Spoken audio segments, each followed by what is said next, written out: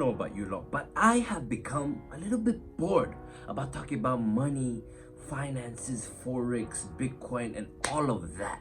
So with this one, I wanted to mix it up a little bit, you know. So instead of all of that, I want to do a little series, a small little series about the cognitive biases of the mind, and specifically the 25 cognitive biases as per explained by Charlie Munger. So these cognitive biases were placed in this book. I'll put it in here.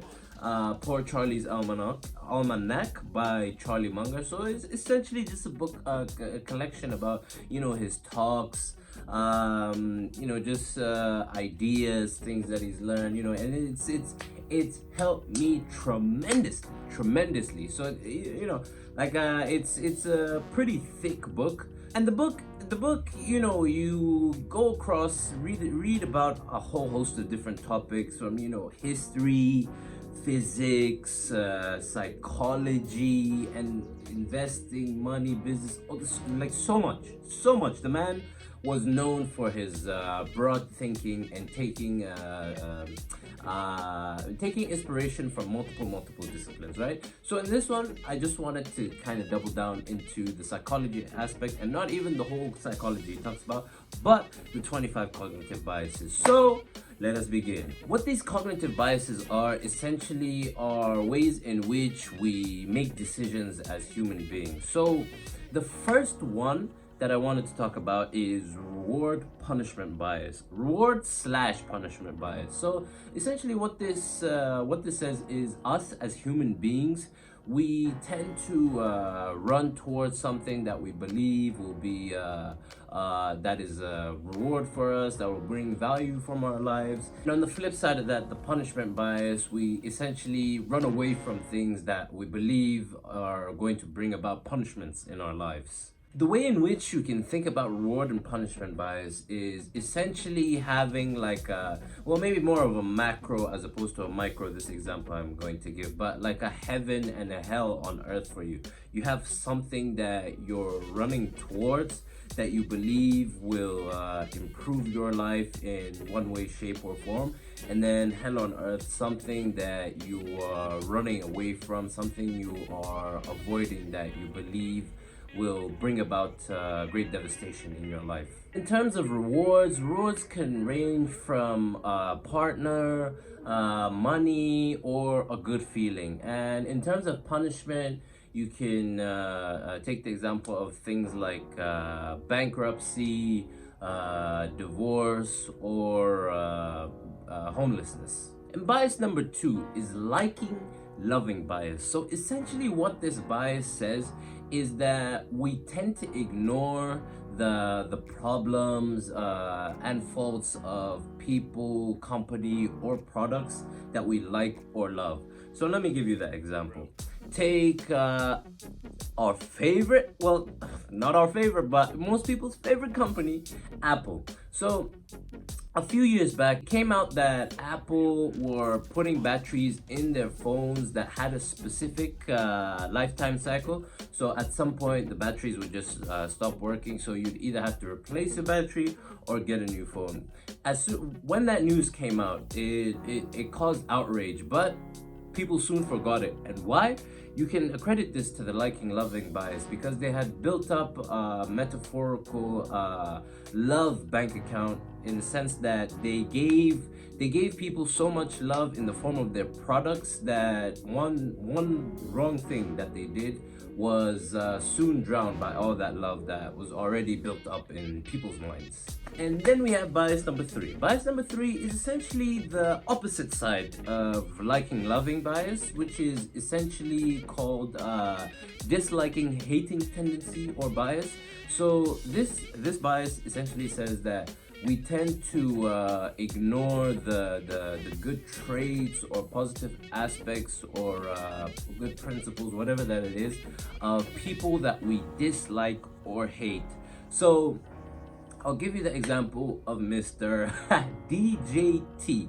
I'm sure right now 99% well, okay, maybe 99 is a bit high, but somewhere between 90 and 99% of people out there do not like Mr. Trump. And a big reason is that is, his actions, his words, and so much more, right? So obviously, if someone came up to someone that did not like Mr. Trump and were listing off his good traits, it would not really register in their minds because of all the negative aspects of the negative bank account that they have in their minds, in the sense that all the bad stuff that he's done will just wash away all the good traits that have been presented, if that makes sense. Next, we have doubt and avoidance tendency or bias. So us, as human beings, we hate uncertainty.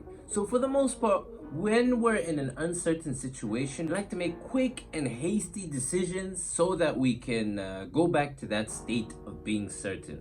Let's take, for example, since we're in this digital age and with the advent of cryptocurrencies, let's go back to Bitcoin for a little bit. So when there's a craze, when there's a huge craze in the market, everyone's talking about Bitcoin, people are wanting to invest and stuff. There have been a lot of situations where people are so uncertain with what is happening in that particular moment. They don't do the research, the proper due diligence, just because of that uncertainty. So for the most part, if they decide to buy, they quickly buy.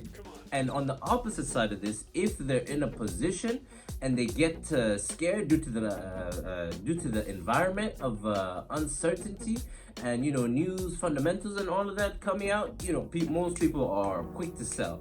So yeah, that is an example. Let me know if that makes sense, because sometimes it makes sense up here, but when it comes out, not completely. So let me know. And yeah, drop a little like for your boy. And on to the next one.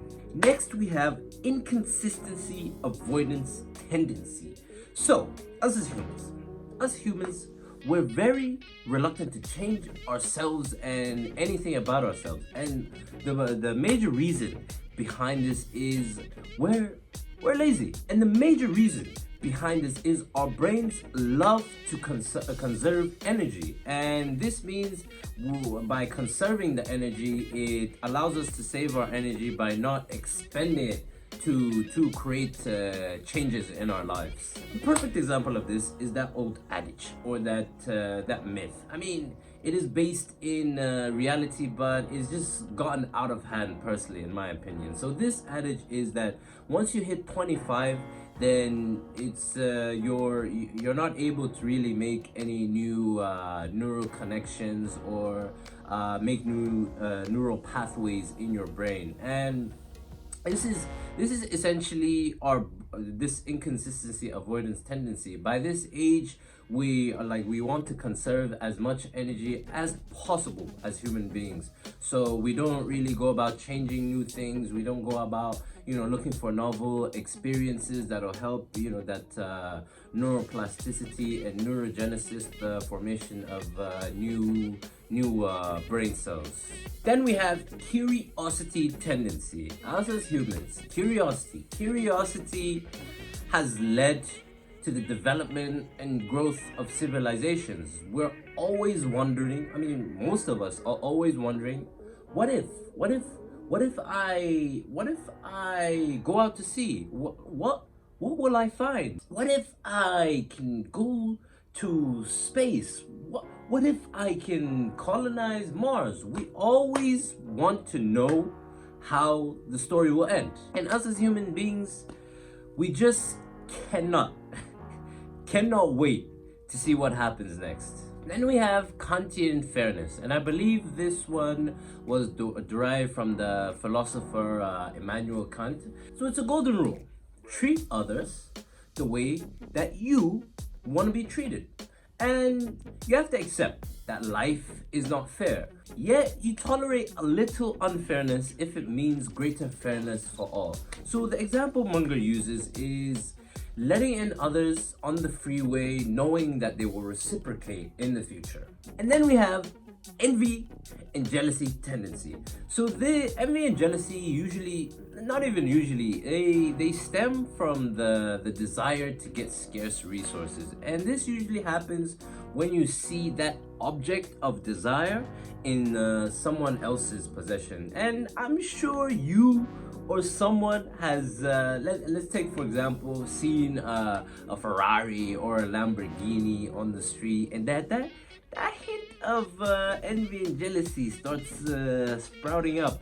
But you know, for the most part, I personally found it very beneficial to reframe this, and you know, just kind of be like, hey man, this person is getting this. Why don't I use that as inspiration so that I can get mine too? But most people is just they stop at that envy jealousy level and usually let it consume them. And the one and only Warren Buffett, Mr. Munger's business partner, says specifically that it is not greed that drives the world, but envy. So with bias number 8, I will leave it there. There are 25 in total. I don't want to make these videos too long, so this one will have 8. The next one will either have 8 or 9, and then the third one will, the third video. So I'm getting a little feel for this series type thing. I'm enjoying this series type thing. So yeah, 8 or 9 with the second, 8 or 9 with the third, and with that, I hope you gain some knowledge, something to arm you against your own psychology that you were not aware of, hopefully. So yeah, if you got any value, you know, like, comment, share with anyone that you think will gain some value from this. And yeah, your boy, and yeah, yo, until the next video, sayonara.